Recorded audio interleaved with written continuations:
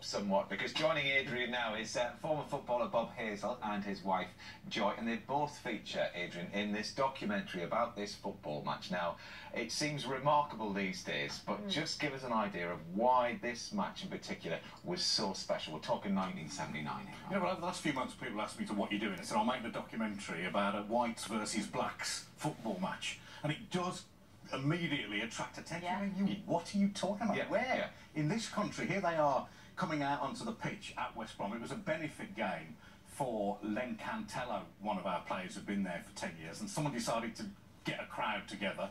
We'd have white players versus black players playing, which kind of felt progressive then, didn't it, Bob? You know, in that era. Now, it seems absolutely horrendous. So, I mean, the film is basically examining about how things have changed, how much better things are, and how much things have still got some way to go, actually. And it's, I mean, Bob played for my sworn enemy as Wolverhampton Wanderers, so I'm a West Brom fan, but we've become very close friends making this now, and all is forgiven. But just the level of racism, I was there and I kind of saw it watching my team, but I'd almost forgotten I needed reminding. I mean, Bob just reminded me just how awful it was. You can, don't use the actual words now, Bob, but I mean, just the abuse, you could hear every word, couldn't you? Yes, because the abuse was very bad, and it's great to know that the authorities are doing more about making sure that they take it off the terraces, because many of us black players felt that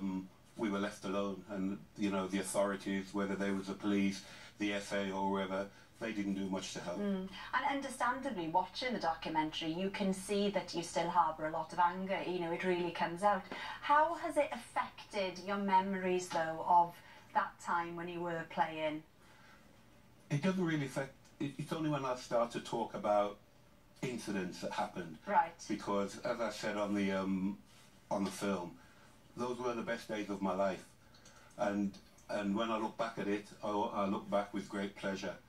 But when I look back at some of the incidents that took place, it does really frustrate me and bring, you know, and it does bring about an anger in me. It sort of sullies the memory a bit. So you've got that beautiful memory, then suddenly, you know, you can hear that, you know, unpleasant chant or something.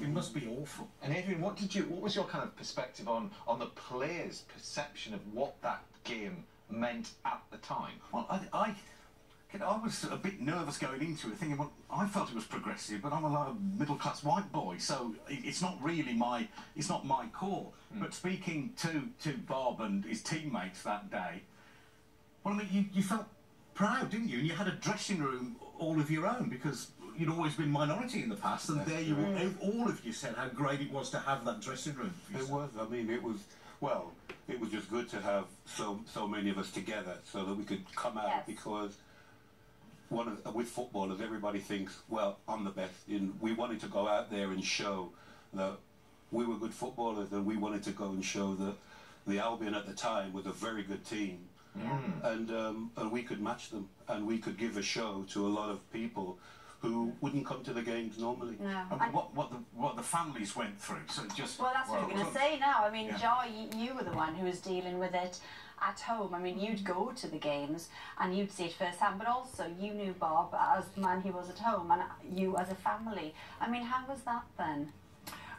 I could say it was quite difficult some of the times, because especially when it was away matches, you'd be watching to see what the score was going to be. Yeah. And if it was a losing score, then you tend to know what kind of frame of mind he was going to be in. So you do your best at home to ensure that everything was as smooth as it could be when he came home, that his red pea soup would be ready when he came home. I mean, even on the...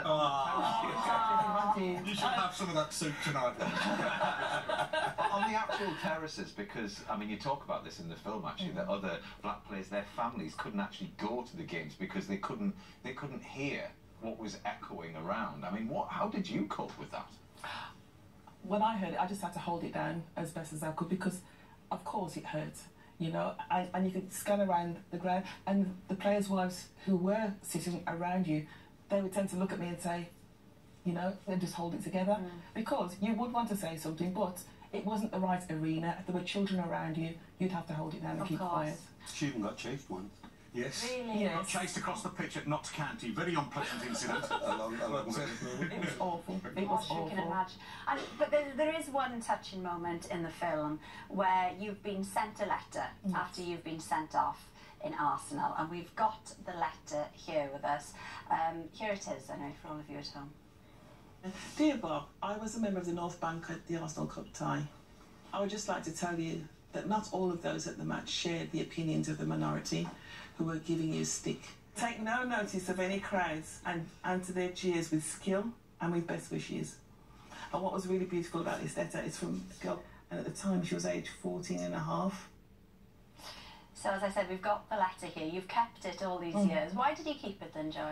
I kept it because that one stood out more than any of the others because the Snoop Dogg Yes, we love headline and also her age, because what brought it home to me was she must have been a young child of character, and to be able to put pen to paper for what she saw showed a lot of integrity, and she wanted to put something right. Bob got terrible racial abuse He that did. day. Yeah. You know, it's stuff that we couldn't even show in the documentary. You, but not from the opposing player. That all came from. do you ever wonder whatever happened to this 14-and-a-half-year-old? That's exactly what I was going to say now. You do? I wonder what type of young woman, powerful young woman, that she could have become now. Would you like to Because of- find out? Oh yeah. Wonder no more, Joy. She's here. Oh my word. This Sarah, is in you come. good work. That's incredible.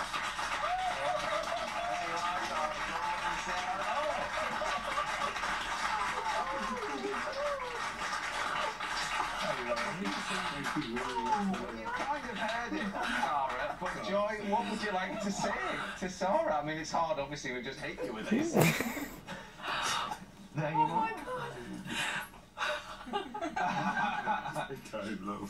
I guess a thank you is in there somewhere. Without a doubt, because I couldn't believe a young girl could write something like that. Well, exactly, 14 and a half. I mean, what did you go on to do then, Sarah, after school? It's part of what inspired me to get involved in politics.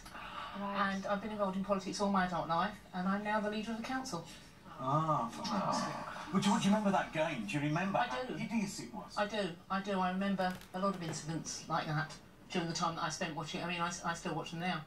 I'm a Northampton girl, and I still watch Arsenal.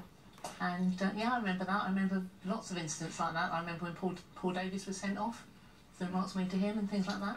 Well, do you know, you can see Sarah's letter and everything that Adrian, Bob and Joy discuss in the documentary Whites vs Blacks, How Football Changed the Nation. It's on BBC Two this Sunday night at 9 o'clock and 9:10 in Wales.